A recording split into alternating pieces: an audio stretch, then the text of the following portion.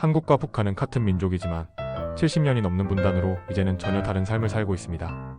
겉으로 보기에는 같은 언어를 사용하고 비슷한 전통을 가진 것처럼 보이지만 실제로는 완전히 다른 세계라고 해도 과언이 아닙니다. 최근 들어 자유를 찾아 목숨을 걸고 한국으로 탈출하는 북한 주민들이 꾸준히 증가하고 있는데요. 이들이 한국에 도착해서 경험하는 문화 충격은 상상을 초월합니다. 왜 탈북민이 증가하고 있을까? 북한 정권은 오랫동안 한국을 가난하고 도와줘야 하는 나라로 선전해왔습니다.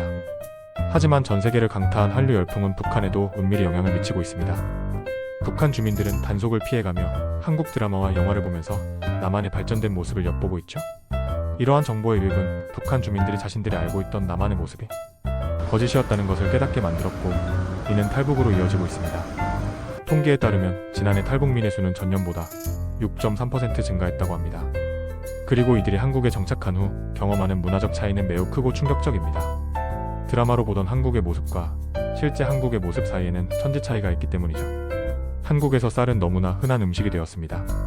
오히려 남아돈다는 표현까지 나올 정도로 풍족하고, 건강에 대한 관심이 높아지면서 흰쌀밥 대신 현미나 잡곡을 섞은 잡곡밥을 선호하는 추세까지 있습니다. 쌀 소비량은 계속 감소하고 있으며 그 영향으로 쌀값도 지속적으로 하락하고 있습니다. 반면 북한에서는 매일 흰쌀밥을 먹을 수 있는 가정은 전체 인구의 1%에 불과하다고 합니다. 북한 노동자들의 월급이 3,000원에서 6,000원 수준인데 100mlkg의 가격이 평균 5,000원으로 매우 비쌉니다. 10인분 정도의 쌀을 사려면 한 달 월급을 모두 써야 하는 상황이죠. 더 심각한 문제는 북한의 쌀에는 돌이 많이 섞여 있어 잘못 먹으면 맹장염에 걸릴 위험도 높다는 것입니다.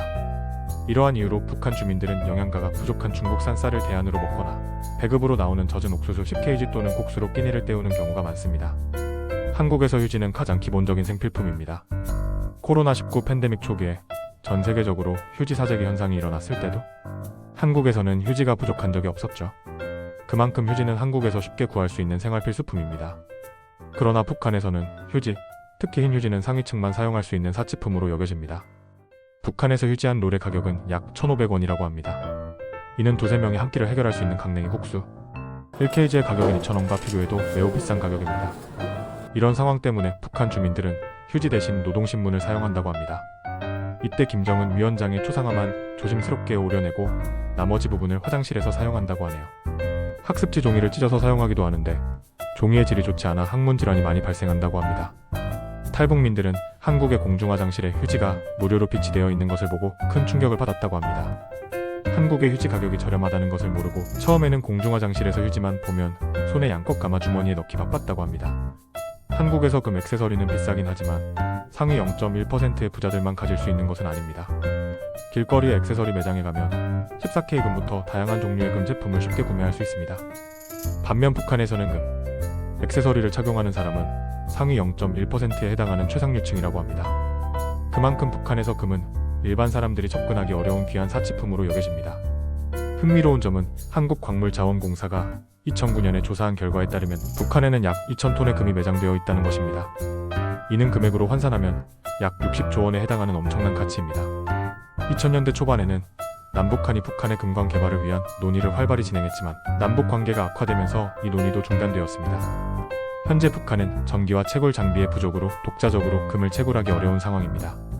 그렇기 때문에 금 매장량이 상당함에도 불구하고 금이 거의 없는 한국보다 금이 더 귀한 상황이 발생하고 있습니다. 한국에서는 휴대폰이 없는 사람을 찾기 어려울 정도로 보급률이 높습니다. 공짜폰, 효도폰 등 다양한 방식으로 스마트폰을 쉽게 구할 수 있고 한국의 휴대폰 가입자 수는 전체 인구를 넘어선 지 오래되었습니다. 이제는 휴대폰이 없으면 본인 인증도 어려워 일상생활에 불편함을 겪을 정도입니다. 드라마 사랑의 불시착에서도 이런 문화 차이를 잘 보여주는 장면이 있습니다. 윤세리가 남한에서는 한 사람당 휴대폰 1개는 가지고 있다고 말하자 북한 군인들은 거짓말 치지 말라고 반응합니다. 실제로 북한에서 휴대폰은 사치품 중의 사치품입니다. 북한 이동통신기구 판매소에서 판매되는 휴대폰은 북한 돈으로 약 200만원 정도이며 북한이 자체 제작했다고 선전하는 아리랑 터치폰은 약 330만원이라고 합니다. 하지만 돈이 있다고 해서 누구나 휴대폰을 구매할 수 있는 것도 아닙니다. 북한은 보안이 매우 철저한 국가로 휴대폰 가입 자체가 어렵습니다. 북한 주민들이 휴대폰을 가입하려면 기관 책임자와 담당 보안원의 서명이 필요하며 이 과정에서 뇌물을 요구받는 경우가 많다고 합니다. 이미 비싼 휴대폰 가격에 추가적인 뇌물까지 필요하기 때문에 평범한 북한 주민들은 휴대폰을 구매하기 매우 어려운 실정입니다. 북한은 전기 공급이 원활하지 않아 저녁 9시만 되면 대부분의 지역이 어둠에 잠긴다고 합니다. 2014년 2월 쿡 제우주정거장에서 촬영한 한반도 야간 사진에서도 밝게 빛나는 한국이나 중국과는 달리 북한은 거의 불빛이 없이 어둠에 덮여있는 모습을 볼 수 있었습니다. 반면 한국은 24시간 불이 꺼지지 않는 나라입니다. 새벽 34시에도 도시는 환하게 빛나고 사람들이 활동하며 쇼핑도 가능합니다. 외국인들도 한국의 24시간 문화에 놀라는데 북한에서 온 탈북민들의 놀라움은 더욱 클 수밖에 없습니다. 한국인들에게 바나나는 가장 흔한 과일 중 하나입니다. 편의점에서도 낱개로 포장되어 판매되며 다이어트를 하는 사람들의 식사 대용품으로도 자주 소비됩니다. 그러나 북한에서 바나나는 평생에 한번 먹어볼까 말까 한 귀한 과일입니다. 결혼식이나 부모님 환갑잔치 같은 특별한 날에나 맛볼 수 있는 귀한 음식이죠. 너무 구하기 어려워 제사상에 진짜 바나나 대신 모형을 만들어 콩기름을 발라 진짜처럼 보이게 하는 가정도 있다고 합니다.